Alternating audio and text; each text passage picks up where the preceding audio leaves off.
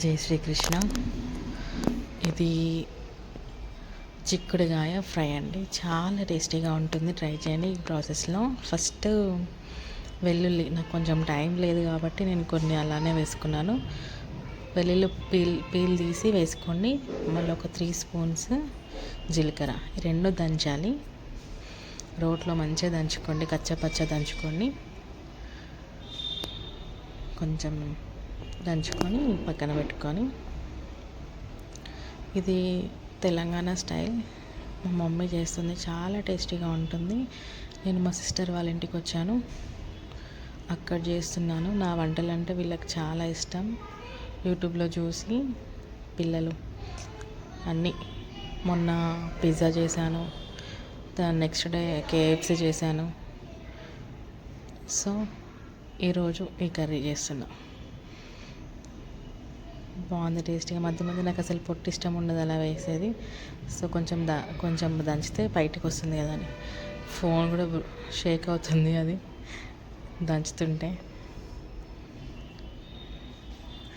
అలా దంచుకొని పక్కన పెట్టుకొని ఫస్ట్ ఆయిల్ వేసుకోండి. ఒక 4 స్పూన్స్. నేను కేజీ వేస్తున్నా, ఇది చిక్కుడుగా కేజీ వేస్తున్నా అండి. కేజీకి ఒక 4 స్పూన్స్ ఆయిల్ పడుతుంది. మనం మామూలుగా ఆయిల్లో పెట్టుకుంటాం కదా గంటే, దాంతోపాటు 4 వేయండి. టేస్టీగా ఉంటుంది. నేను చేసే ప్రాసెస్లో మీరు ట్రై చేయండి వంటలు. తప్పకుండా తినని ఇష్టపడని కర్రీ కూడా ఇష్టపడతారు, అంత టేస్టీగా చేస్తాను. మా హస్బెండ్కి ఏం అలవాటు లేకుండేది, కొంచెం వెజిటేబుల్స్ కొన్ని కొన్ని కొన్ని రకాలు తినడు. మా మ్యారేజ్ అయినప్పటి నుంచి అన్ని వెజిటేబుల్స్, బ్రింజాల్ తప్ప అన్నీ తింటాడు. బ్రింజాల్ ఎందుకో ఇష్టం ఉండదంటే జనరల్గా అన్నీ తింటారు. సో మీరు కూడా ట్రై చేయండి. నేను చేసే ప్రాసెస్లో తప్పకుండా ఇష్టపడతారు. మీకు ఏమైనా నచ్చని కర్రీ ఏమైనా ఉంటే, మీరు తినని, మీ హస్బెండ్ కానీ మీరు ఎవరైనా పిల్లలు కానీ ఇష్టపడిన రెసిపీ ఏమైనా ఉంటే చెప్పండి. నా వేలో చేసి చూపిస్తాను మీకు. మీరే ఆశ్చర్యపోతారు, అంత టేస్టీగా ఉంటుంది. ప్రతి ఒక్కటి దానికి ఒక ప్రాసెస్ ఉంటుందండి. ఆ ప్రాసెస్లో చేస్తే తినని వాళ్ళు కూడా తింటారు, అంత టేస్టీగా ఉంటుంది. మళ్ళీ మళ్ళీ గుర్తు చేసుకుంటారు. ఇదేంటంటే పచ్చిమిర్చి, కేజీ కర్రీ కాబట్టి పచ్చిమిర్చి బాగానే పడుతుంది. ఎక్కువ కారం లేవు, ఒక 15 వేస్తున్నా, చిన్న చిన్నవి. అవి కూడా కచ్చా పచ్చా దంచుకోవాలి. దంచుకొని పక్కన పెట్టుకొని డైరెక్ట్ ఆయిల్లోనే, ఎక్కువ వేయించద్దు బ్రౌన్ కలర్ లాగా, కొంచెం నార్మల్ నేను చూపిస్తే అంతే వేయించాలి. దీనికి మెంతి, ఆనియన్ అవసరం లేదండి. మెంతి వేస్తే చాలా టేస్ట్ ఉంటుంది. మెంతి కూడా వేసుకోండి, ఒక పిరికెడు మెంతి. ఇప్పుడు నేను దీంట్లో సాల్ట్ వేసి దంచుకుంటా. రోల్ బాగుంది, మంచిగా ఈజీగా దంగుతుంది.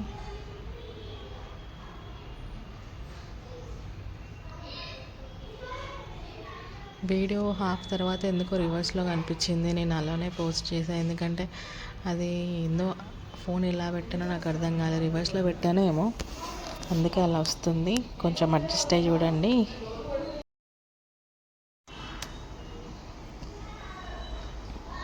మళ్ళీ ఇది మిగతా ఫస్ట్ దంచుకున్నది వెల్లుల్లి, జీలకర్ర కూడా వేసి ఒకసారి దంచుకొని పక్కన పెట్టుకోండి.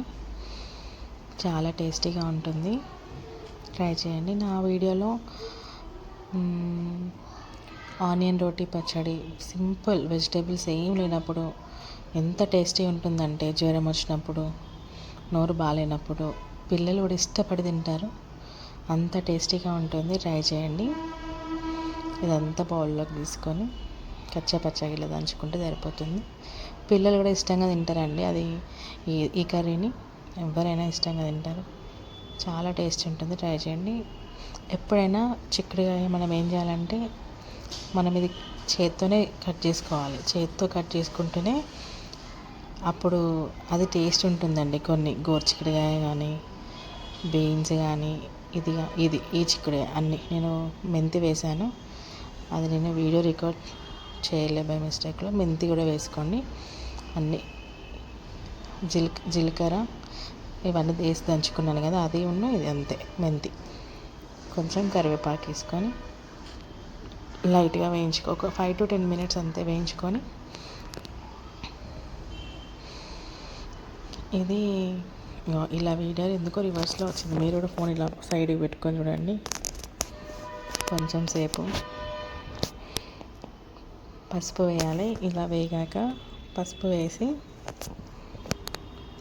చిక్కుడుకాయ ఎట్లా అంటే మనము వాష్ చేసి మనం కట్ చేసుకున్నాకనే వాష్ చేయాలి. ఒక్కసారి ఇట్లా వాటర్తో వాష్ చేసి వేసుకుంటే మంచిగా ఉడుకుతుంది. ముందే వాష్ చేసుకొని అట్లా చేయొద్దు. దీనికి అదే ప్రాసెస్ అండి. వాష్ చేసుకొని వేసుకుంటున్నాను నేను. టేస్టీగా ఉంటుంది చూడండి. కొన్ని వాటర్ ఉండిపోయాయి లోపల, అవి కూడా కొన్ని పడిపోయినాయి, అందుకే చేత్తో వేస్తున్నా. చాలా టేస్ట్ ఉంటుంది. చాలా బెనిఫిట్స్ ఉన్నాయి చిక్కుడుకాయ. ఇది ఈ సీజన్లోనే దొరుకుతుంది కాబట్టి ఏ సీజన్కి వచ్చే కూరగాయలు కంపల్సరీగా తినాలండి. ఆ బెనిఫిట్స్ అన్నీ మనకి ఉంటాయి.